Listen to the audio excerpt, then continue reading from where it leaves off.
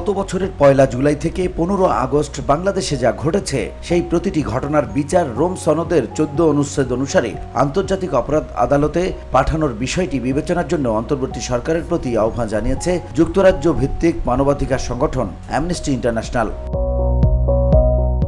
বুধবার অ্যামনেস্টির south Asia Facebook পেজে প্রকাশিত এক বিবৃতিতে এমন আহ্বান জানানো হয়। মূলত বুধবার বিবিসি আই এবং বিবিসি বাংলার যৌথ প্রযোজনায় প্রকাশিত এক প্রতিবেদনে ক্ষমতাচ্যুত প্রধানমন্ত্রী শেখ হাসিনার ফাঁস হওয়া অডিও বিশ্লেষণ করে বলা হয়েছে, আন্দোলন দমনে তিনি সরাসরি মারণাস্ত্র নিয়ে গুলির নির্দেশ দিয়েছিলেন। এ তথ্যের ভিত্তিতে অ্যামনেস্টি ইন্টারন্যাশনাল আবারও কর্তৃপক্ষের প্রতি সহিংসতার জন্য দায়ীদের জবাবদিহিতার আওতায় আনার আহ্বান জানালো।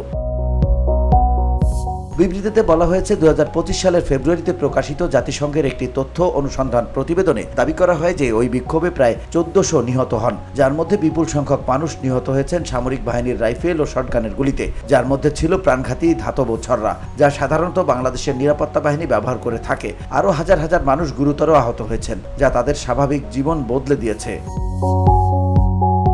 বিবৃতিতে আরও বলা হয়, বাংলাদেশি কর্তৃপক্ষের উচিত এ সময়ে সংঘটিত সব মানবাধিকার লঙ্ঘনের ঘটনাগুলোর একটি স্বাধীন তদন্ত নিশ্চিত করা, যার পর একটি নিরপেক্ষ বিচারিক প্রক্রিয়ার মাধ্যমে দোষীদের বিচার করা হবে, যাতে যথাযথ প্রক্রিয়াগত সুরক্ষা বজায় থাকে।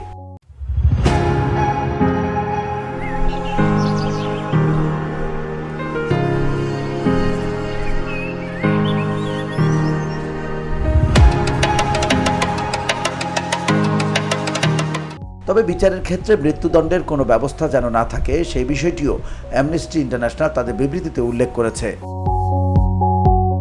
VOD Bangla news desk.